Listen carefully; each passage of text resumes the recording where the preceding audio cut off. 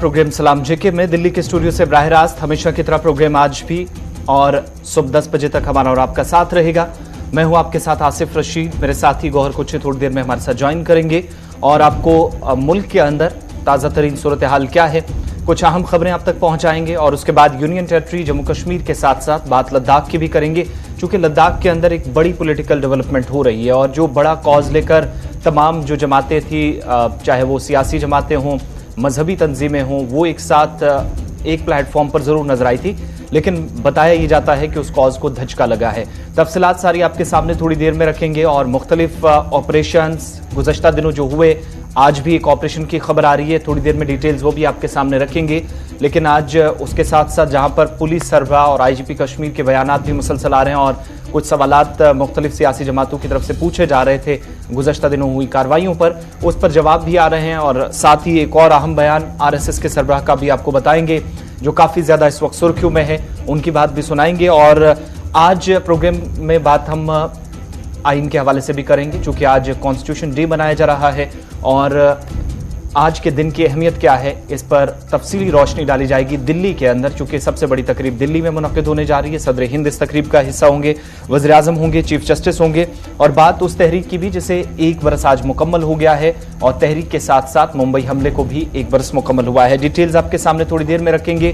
Covid की तीसरी लहर इस वक्त मुख्तलिफ हिस्सों के अंदर दुनिया भर में इस वक्त खतरा बन रही है और जनूबी अफ्रीका से एक और वेरिएंट जो काफी ज्यादा शिकार अपना लोगों को बना रहा है, उन तमाम चीजों को देखते हुए भारत सरकार ने तमाम यूनियन टेरिटरीज को और रियासतों को एक और खत लिखा है जिसमें तमाम रियासतों को अलर्ट रहने को कहा गया है। क्या कुछ जानकारी है आपके सामने ये भी रखेंगे। बात आज जम्मू कश्मीर की भी मुख्तलिफ मामलात की होगी, लेकिन सबसे बड़ा मामला गरीबी पर नीति आयोग की एक रिपोर्ट सामने आई है। कुछ आदाद शुमार आपके सामने रखेंगे और कौन कौन से जिले इस फहरिस्त में सबसे ऊपर हैं वो आपके सामने रखने की कोशिश करेंगे। अपने नुमाइंदों के पास चलेंगे, जम्मू भी और श्रीनगर भी, और साथ ही आज तलबा के हवाले से भी बात होगी। एनरोलमेंट ड्राइव्स पर हम बात कर रहे थे, उसके साथ साथ हम बात कर रहे थे कि निजी और सरकारी स्कूलों के अंदर आज के वक्त में फर्क क्या है, इस फर्क को बताने की कोशिश एसर की एक और रिपोर्ट ने की है। ये तमाम चीजें आपके सामने रहेंगी, दीगर कुछ मौजूआत भी हैं जिन पर बात करेंगे और आखिरी 20 मिनट में कोशिश हमारी रहेगी कि प्रोग्राम में लाइव कॉल्स आपकी ली जाएं, आप अपनी बात रखेंगे। जहां पर आप टीवी पर हमें देख रहे हैं, टेलीविजन स्क्रीन के साथ साथ समाजी राब्ता साइटों पर भी आप जाइए, फेसबुक, इंस्टाग्राम, ट्विटर पर भी हम आपको अपडेट करते रहेंगे। तमाम खबरें वहां पर आपको मिलेंगी और www.gulistannews.in हमारी ऑफिशियल वेबसाइट, यहां पर भी जाकर आप सारी डिटेल्स मुख्तलिफ खबरों के या मौजूआत के हवाले से हासिल कर सकते हैं। गौहर कुछ मेरे साथ ज्वाइन कर चुके हैं स्टूडियो में, बहुत शुक्रिया गौहर। आगाज प्रोग्राम का हिस्ट्री ऑफ द डे से। शुक्रिया आसिफ। तो प्रोग्राम की शुरुआत में सबसे पहले बात करेंगे आज तारीख में आज के दिन के हवाले से क्या कुछ हुआ है, यानी कि आज 24 नवंबर मुल्की या आलमी सतह पर क्या कुछ हुआ है वो हम आपको बताएंगे। 1984 आज ही के दिन 26 नवंबर अमेरिका और इराक के दरमियान दोबारा सफारती ताल्लुकात कायम हुए हैं और आज ही के दिन 1851 में लंदन पेरिस टेलीग्राफ कनेक्शन शुरू हुआ है, वो आज ही का दिन था। और आज ही के दिन 24 नवंबर साल 2001 में नेपाल में 200 बागी मारे गए और आज ही के दिन साल 1948 में दुनिया का पहला बॉयर एंड कैमरा बोस्टन अमेरिका में फरोख्त हुआ है, वो आज ही का दिन था साल 1948।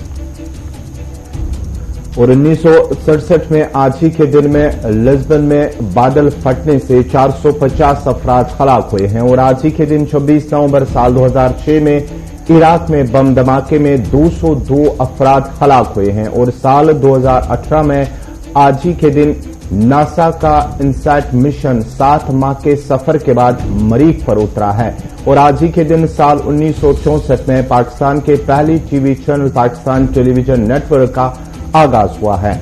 ये थी तारीख में कुछ अहम वाक़ात और जो हमने आपके सामने रखे हैं, कुछ अहम वाक़ात आलमी और मुल्की सतह पर जो हमने आपके सामने रखे हैं। अब बढ़ते आगे, अब करेंगे खबरों की शुरुआत और खबरों की शुरुआत करेंगे आसिफ रशीद।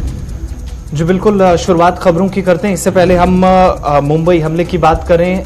आपसे थोड़ी देर पहले एक और कार्रवाई की खबर आ रही है और जरा पुंछ ब्रेकिंग चला दीजिएगा, जहां पर सिक्योरिटी फोर्सेस की तरफ से कार्रवाई हुई है और आज चूंकि मुंबई हमले को 1 बरस मुकम्मल हो चुका है, लेकिन इसी माफ कीजिएगा आज 13 बरस मुकम्मल हो चुके हैं, 13वीं बरसी है, तो 13 बरस मुकम्मल होने के साथ ही एक बार फिर आज इसी तरह के ऑपरेशन की खबर आ रही है, खासतौर से सरहदी जिला पुंछ से, जहां पर इन्फिल्ट्रेशन बिड हुई है, फौज की जानिब से कार्रवाई की गई है। एक मिलिटेंट को हलाक करने की इतलात मौसूल हो रही है। दिफाई जराये से मिली जानकारी के मुताबिक कि सरहदी जिले के अंदर भिम्बर गली का वो इलाका जहां पर दरअंदाजी की कोशिश हुई है, इस एरिया के अंदर आपको याद होगा कि भाटा दूड़ियां का बहुत करीबी इलाका है, जहां पर ऑपरेशन तकरीबन 1 महीने तक चला था और इस इलाके के अंदर कोई खास कामयाबी फोर्सेस को नहीं मिली थी।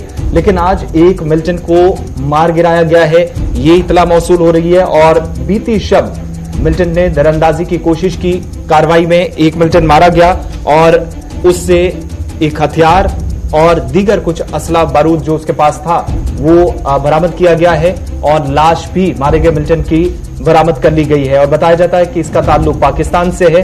ऑपरेशन इस वक्त चल रहा है, जो तफसीलात मिल रही हैं सरहदी जिला पुंछ से। राजौरी और पुंछ के बीच का ये वो एरिया है भिम्बर गली का।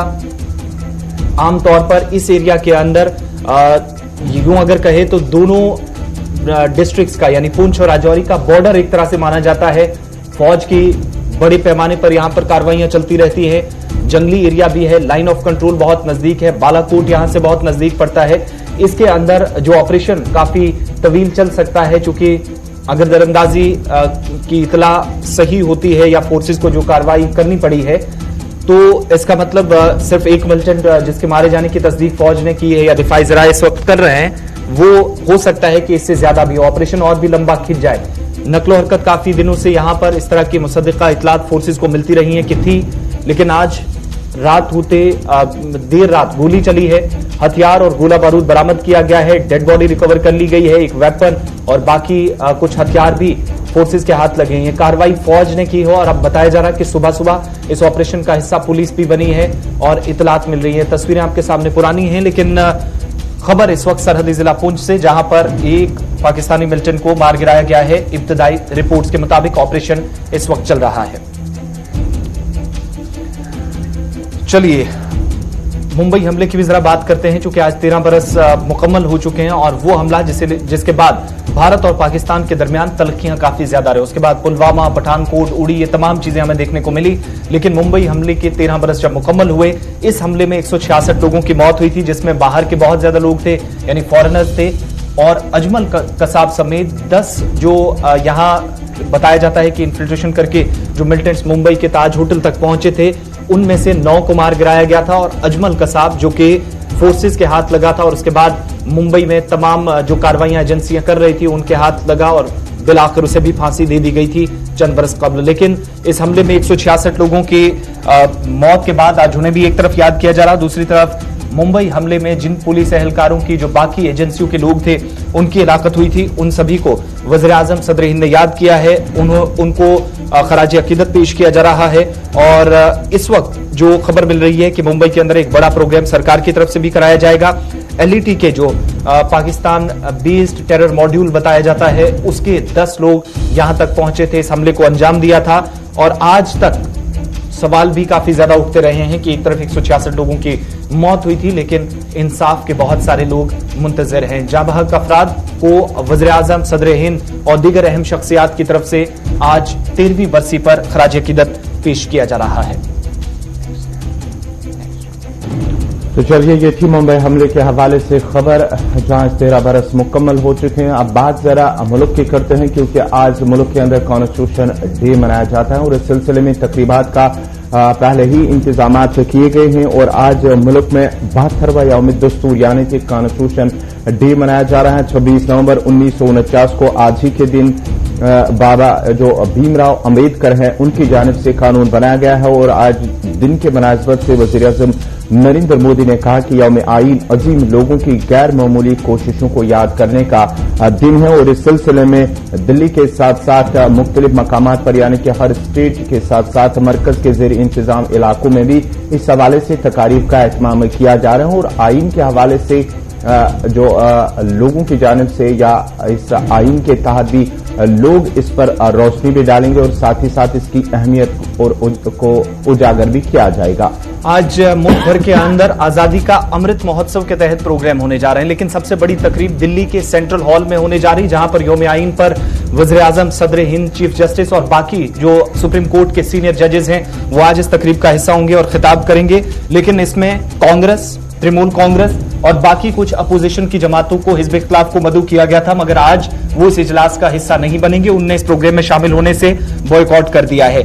26 तारीख को, जहां पर हर साल हिंदुस्तान के अंदर इस दिन को मनाया जाता है, और चूंकि इतनी बड़ी तकरीब सेंट्रल हॉल के अंदर जो इस बार हो रही है, आमतौर पर राष्ट्रपति भवन के अंदर भी तकरीबात का एहतमाम माजी में किया जाता रहा है, लेकिन पार्लियामेंट के सेंट्रल हॉल के अंदर प्रोग्राम रखा गया था कि विंटर सेशन जो पार्लियामेंट का होगा उससे पहले एक अंडरस्टैंडिंग भी बेहतर बनेगी। इसके लिए तमाम जो अपोजिशन की जमातें हैं उनको भी पहले भी बुलाया जाता रहा है, और उसी रिवायत को बरकरार रखते हुए इस बार भी हुकूमत की जानिब से इस प्रोग्राम में, चूंकि आजादी का अमृत महोत्सव के तहत ये प्रोग्राम हो रहा है और यहां पर सब हुई को मदऊ किया गया था, लेकिन सदर हिंद रामनाथ कोविंद जब इस आज की तकरीब का हिस्सा होंगे, वज़ीर आज़म होंगे, चीफ जस्टिस होंगे, लोकसभा के स्पीकर ओम बिरला जो स्पीकर जो आज के दिन यहां पर स्पीच भी करेंगे, इसके अलावा वीपी नायडू मुल्क के जो नायब सदर हैं वो भी यहां पर मौजूद होंगे। लेकिन इन सारे मेहमानों के बीच कांग्रेस और तृणमूल कांग्रेस ने तकरीब में शामिल होने से बॉयकॉट कर दिया है।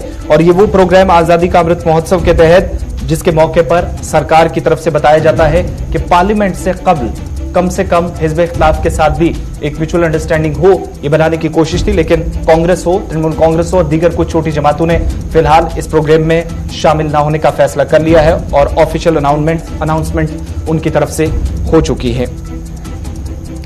बढ़ते हैं आगे बात अब एक और बड़ी खबर की, और आरएसएस के चीफ मोहन भागवत का एक बड़ा बयान आया है तकरीब के दौरान, जहां पर एक किताब लॉन्च की जा रही थी और इस तकरीब का हिस्सा वो बने थे।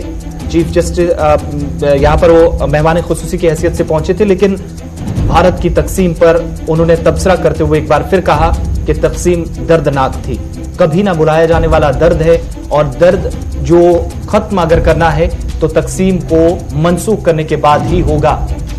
उनके मुताबिक कि तकसीम हिंद पर यह सोचा गया था, जो तजवीज थी उसको इसलिए मंजूर किया गया था कि कम से कम खून की नदियां ना बहें, लोग आसानी से अपनी मर्जी से आर पार आ जा सकें, कौन उस तरफ जाना चाहता है कौन इस तरफ। लेकिन उसके बावजूद भी वही हुआ जो हिंदुस्तान के अंदर सोचा नहीं गया था। इसके अलावा भी उनने कई सारे सवालात उठाए, पूछे और तकसीम हिंद पर अफसोस का इजहार करते हुए कहा कि तकसीम हिंद की तजवीज इसलिए कबूल की गई कि खून की नदियां ना बहें, लेकिन उसके बावजूद भी की गई, मगर अब इस दर्द को अगर मिटाना है तो मोहन भागवत के मुताबिक इसको मनसूख करना, इसको खत्म करना जरूरी है, और ये कभी ना भुलाया जाने वाला दर्द है जब मुल्क की तकसीम हुई थी और दो हिस्सों में बंट गया था। आरएसएस चीफ मोहन भागवत का यह बयान, उन्होंने ये भी कहा है अपने इस बयान में कि अगर पाकिस्तान में इस वक्त जो लोग हैं अगर वो भारत में आना चाहते हैं तो उनका वेलकम किया जाएगा, ये भी अपने बयान में उन्होंने कहा। साथ ही साथ कहा कि जो तकसीम हिंद की जो दौर है वो उसे अफसोसनाक करार दिया। उन्होंने कहा कि भारत की तकसीम कभी ना मिटने वाला दर्द होगा और ये जो दर्द तकसीम को मनसूख करने से ही दूर होगा। उन्होंने कहा कि तकसीम हिंद की तजवीज इसलिए तब कबूल की गई ताकि खून की नदियां ना बहे। बड़ी बात ये कि आज भी हिंदुस्तान तैयार है कि अगर वहां से कोई यहां आना चाहता है तो दिल खोलकर उनका इस्तकबाल किया जाएगा। मोहन भागवत की स्पीच का वो हिस्सा आपको सुनाते हैं जो बयान इस वक्त काफी ज्यादा सुर्खियां बटोर रहा है। मातृभूमि का विभाजन, देश का विभाजन, ये न मिटने वाली वेदना है। उसका निराश तभी होगा जब ये विभाजन निरस्त होगा।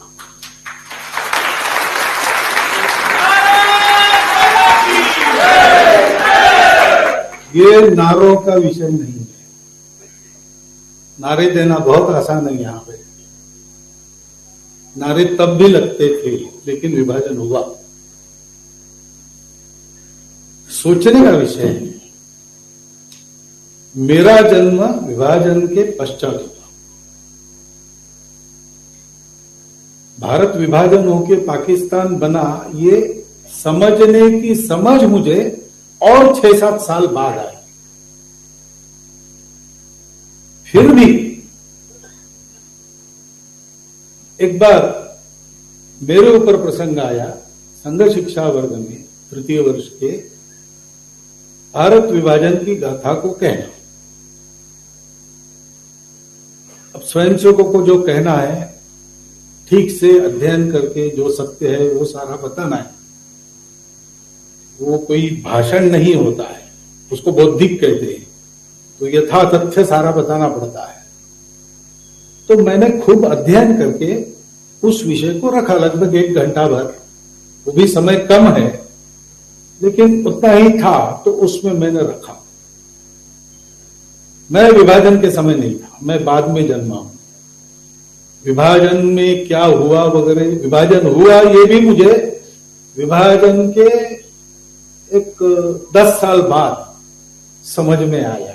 मेरी समझ में 3-4 बातें हैं। 2 पक्ष, वास्तव में एक ही पक्ष था लेकिन उसके 2 हो गए। एक पक्ष अपने आप को मुसलमान कहता था और बाकी लोगों को हिंदू कहता था। क्या हुआ? पाकिस्तान हुआ। सब मुसलमान तो गए नहीं, जो यहां रहे वो क्यों गए? और एक बार हो गया ना, जिनको अलगाव चाहिए था वो उधर चले गए। जो यहां रहे उनको अलगाव नहीं चाहिए था, इसलिए यहां रहे। फिर भी ये बात क्यों होती है, दंगे क्यों होते हैं, आपस में रंजिश क्यों होती है? तो मुझे लगता है कि जो अपने आप को मुसलमान कहते हैं उन्होंने इसका विचार करना चाहिए। भारत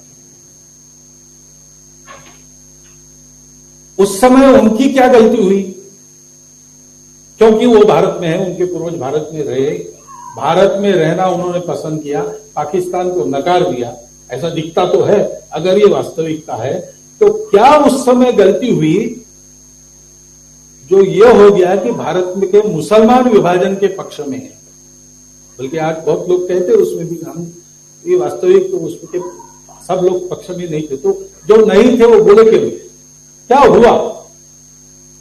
वो पहली बात यह है कि इस बात का पोषक जो जो उनको मिला है या परंपरा से आया है या गलती से घुस गया हो उनके जहन में कि हम ही सही बाकी सब गलत और हम उनके साथ नहीं रह सकते जो हमसे अलग है, इसका पोषण करने वाली जो जो बातें हैं उनको छोड़नी चाहिए। दूसरा इलाज नहीं। पूजा की एक बात है, तो पूजा तो हमारे यहां पूरी स्वतंत्रता है और अपनी पूजा में स्वयं को कट्टर रहना, इसका स्वीकार भी तुलसीदास जी ने भी कहा था। चलिए, आरएसएस सरबराह को आपने सुना जो बात कर रहे थे भारत पाकिस्तान के हवाले से और तकसीम हिंद पर। उनने कि जिन लोगों को उस वक्त वो मुल्क पसंद आया उस तरफ चले गए। अगर आज बहुत सारे लोग वापस आना चाहते हैं, जिनको अपनी गलती का एहसास होता है, हमारे दरवाजे उनके लिए भी खुले हैं। लेकिन दूसरी बात ये कि दर्द तभी मिटेगा जब उस चीज को मंसूख किया जाएगा जो साल 1947 में हुई। बढ़ते हैं आगे, बात एक और तहरीक की करते हैं जिसको आज 1 साल मुकम्मल हो रहा है और बात किसानों की जरा, चूंकि गौहर आज दिल्ली के आसपास सिक्योरिटी के सख्त इंतजाम भी नजर आएंगे। जी हाँ, वो इसलिए आ रहे हैं क्योंकि आज 1 साल मुकम्मल हो रहा है किसानों के एहतजाज का। आज 26 नवंबर साल 1920 में उन्होंने ये तहरीक शुरू की थी जब 3 ज़री कवानीन के खिलाफ किसान एकजुट हुए। उसके बाद ही उन्होंने दिल्ली की सरहदों पर चिकरी बॉर्डर की बात करेंगे या दीगर जो भी दिल्ली और हरियाणा के बॉर्डर पर उन्होंने ये तहरीक शुरू की थी और आज इसका 1 साल मुकम्मल हो चुका है। और 1 साल के दौरान तकरीबन 750 जो किसान एहतजाज कर रहे थे उनकी मौत हुई है। तकरीबन 750 किसानों की मौत हुई है इस 1 साल के दौरान ही। अगरचे वजीर आज़म नरेंद्र मोदी की जानिब से इसको इन 3 ज़री कवानीन को मंसूख करने का ऐलान भी कर दिया है, लेकिन अभी भी किसान एहतजाज कर रहे हैं। उनकी मांग है कि MSP पर कानून बनाया जाए और साथ ही साथ जो जांबाग किसान हुए इस 1 साल के दौरान उन्हें मुआवजा, उनके घर वालों को मुआवजा भी मिले। इस सिलसिले में वो अभी भी अपनी मांगों को लेकर सड़कों पर एहतजाज कर रहे हैं। और आज के 1 साल मुकम्मल होने के पहले ही उन्होंने ऐलान किया था किसानों की जानिब से कि आज 1 साल मुकम्मल होगा और इस 26 के साथ साथ अब 29 नवंबर भी जिस तरह से उन्होंने ट्रैक्टर रैली का भी पहले ही ऐलान किया था कि जो 3 ऐसे तारीखें हैं जो 26 नवंबर के साथ साथ 29 नवंबर जहां ट्रैक्टर रैली पार्लियामेंट की तक उन्होंने ऐलान किया था, और आज के 1 साल मुकम्मल होने के पेश नजर दिल्ली के बॉर्डरों पर भी इंतजामिया की जानिब से खसूसी जो सिक्योरिटी के इंतजाम रखे गए हैं। टिकरी बॉर्डर पर भी और उन एरियाज के अंदर जहां पर किसानों को मुसलसल बैठे हुए 1 बरस मुकम्मल हो चुका है। पिछले साल 2020 में इस तहरीक का आगाज हुआ था, यानी पिछले जुमे को आपने देखा 1 हफ्ता मुकम्मल हो चुका है जब वज़ीर आज़म ने अनाउंसमेंट सुबह सुबह की थी 10 बजे के आसपास आकर उत्तर प्रदेश दौरे से कबल कि वो इन तीनों ज़रूरी कवानीन को वापस लेंगे, और उसके बाद कानूनी एतबार से भी इन पर काम शुरू हुआ। जो लवाजमात थी वो भी पूरी कर दी गई, कैबिनेट में भी इसकी जानकारी दी गई। लेकिन आज एक बार फिर किसान यहां पर बड़ी तादाद में जमा होंगे, पहले से अनाउंसमेंट कर दी गई है। यानी आज दिन भर जो प्रोग्राम होने थे वो कवानीन की मनसूखी के बाद भी प्रोग्राम मनसूख नहीं हुए, ये तैयारी जारी है। दूसरी बात कि 29 तारीख को पार्लियामेंट की तरफ ट्रैक्टर मार्च निकाला जाएगा। 500 किसान 100 ट्रैक्टरों पर सवार होंगे। जरिए इस्लाहात की वापसी के बाद भी एहतजाज जारी है और दिल्ली के आसपास सिक्योरिटी सख्त की गई है उन एरियाज के अंदर जहां पर किसानों के ज्यादा जमा होने की या भीड़ का सबसे ज्यादा अंदेशा है। बढ़ते हैं आगे, इससे पहले हम जम्मू कश्मीर की खबरों पर चले। एक खबर और आपके सामने रखते हैं और chief of defence staff general Bipin Rawat के उस बयान की बात करते हैं जिस पर चीन ने एहतजाज दर्ज कराया है। शदीद रद्द-ए-अमल सामने आया है। सीडीएस जनरल रावत ने गुज़श्ता दिनों कम्युनिस्ट पार्टी के मुकम्मल कंट्रोल के बाद बयान दिया था कि ये खतरनाक दुनिया भर के लिए दिफाई एतबार से भी हो सकता है जो इस वक्त चीन के अंदर हो रहा है, और जनरल रावत के इस तबसरे पर एहतजाज दर्ज कराते हुए सख्त रद्द-ए-अमल जाहिर किया और गैर जिम्मेदाराना और खतरनाक बयान इसे चीन की हुकूमत की जानिब से करार दिया गया। वजारत खारजा के तर्जुमान की तरफ से प्रेस कॉन्फ्रेंस में जहां पर उस बयान को एक बार फिर कोट किया गया जिसे जनरल रावत ने सिक्योरिटी थ्रेट करार दिया था, जो इस वक्त सियासी तब्दीलियां चीन के अंदर आ रहे हैं, उस पर न सिर्फ एहतजाज दर्ज कराया है बल्कि बताया यह है कि यह बयान जिम्मेदाराना नहीं है उस शख्स की तरफ से जो पूरे मुल्क की सलामती सूरत हाल को यकीनी बनाने के लिए तमाम अफवाज को इस वक्त लीड करता है। मिनिस्ट्री ऑफ डिफेंस की तरफ से भी इस पर पहले ही पीएलए ने जवाब दिया था और सीनियर कर्नल हैं पीपल्स लिबरेशन आर्मी के वू कियान, उन्होंने भी मिनिस्ट्री ऑफ डिफेंस के वो स्पोक्स पर्सन हैं, इस पर रद्द-ए-अमल जाहिर किया है। बात फटाफट से मुल्क की सतह पर कोविड की, चूंकि जनूबी अफ्रीका से एक और वेरिएंट ने दुनिया भर के लिए खतरा पैदा कर दिया है और जो HIV एड्स का शिकार लोग हैं उनको ज्यादा खतरा इस वायरस से है। इसके पेश नजर भारत के अंदर भी अब अलर्ट जारी कर दिया गया है। जहां जनूबी अफ्रीका में कोरोना वायरस के नए वेरिएंट की तशखीस हो चुकी है। नया वेरिएंट ज्यादा खतरनाक माना जाता है। वेरिएंट कोरोना की डेल्टा वेरिएंट से ज्यादा खतरनाक माना जाता है और इस सिलसिले में इस वायरस से HIV एड्स के जो बिल्कुल ये भारत के अंदर अलर्ट न सिर्फ जारी किया गया है बल्कि तमाम रियासतों और मरकज के ज़ेर-ए-निज़ाम इलाकों को दोबारा खत लिखा गया है कि वो एहतियात बरतें उन एरियाज के अंदर जहां पर मसरूफ तरीन इलाके हैं, बाजारों के अंदर, पब्लिक प्लेसेस पर, पार्क्स के अंदर, हॉस्पिटल्स के अंदर, शॉपिंग मॉल्स के अंदर और दीगर उन मकामात पर जहां पर मसरूफियात ज्यादा रहती हैं। कोविड-19 का ये रिस्क जिसे national centre for disease control की तरफ से भी रिपोर्ट किया गया है और साउथ अफ्रीका की हुकूमत ने पहले ही कहा कि उनके मुल्क के अंदर हजारों केसेस चंद दिनों के अंदर सामने आए हैं। वजारत जो सेहत है भारत की, उसने अब एक और सिलसिला शुरू कर दिया है कि इन तमाम चीजों से बचने के लिए ड्रोन का इस्तेमाल वैक्सीनेशन के प्रोग्राम को मजीद वसअत देने के लिए किया जाएगा। पहाड़ी इलाकों के अंदर जहां पर अब तक वैक्सीन नहीं पहुंच सकी थी, ड्रोन के जरिए वैक्सीन पहुंचाई जाएगी और मांडविया ने जहां पर लैटिन अमेरिका और कैरिबियन ममालिक के जो नुमाइंदे थे, जो एलची थे, उनके साथ मुलाकात की और इस मुतालिक उन्हें आगाह किया गया कि जनूबी अफ्रीका से आने वाले लोगों के हिंदुस्तान दाखिले पर फिलहाल पाबंदी आयद की जाए। हालांकि सरकारी तौर पर इस पर अभी ये नहीं कहा गया कि जनूबी अफ्रीका, लैटिन अमेरिका या बाकी ममालिक से, कैरिबियन ममालिक से आने वाले लोगों को यहां रोका जाएगा। फिलहाल ये तो नहीं कहा गया, लेकिन मरकज ने तमाम यूटीज और जो स्टेट्स हैं उनको जो बाहर से आने वाले ट्रैवलर्स हैं, इंटरनेशनल ट्रैवलर्स हैं, वो रिस्क पर हैं, उनसे एहतियात बरतने के लिए और सख्त इकदाम उठाने पर जोर दिया है। वक्त छोटे से ब्रेक का है। ब्रेक के उस पार जम्मू कश्मीर आपको लिए चलेंगे और एक अहम खबर जिससे शुरुआत हम करेंगे, चूंकि नीति आयोग ने बड़ा खुलासा जम्मू कश्मीर की ताजा तरीन सूरत हाल पर किया है।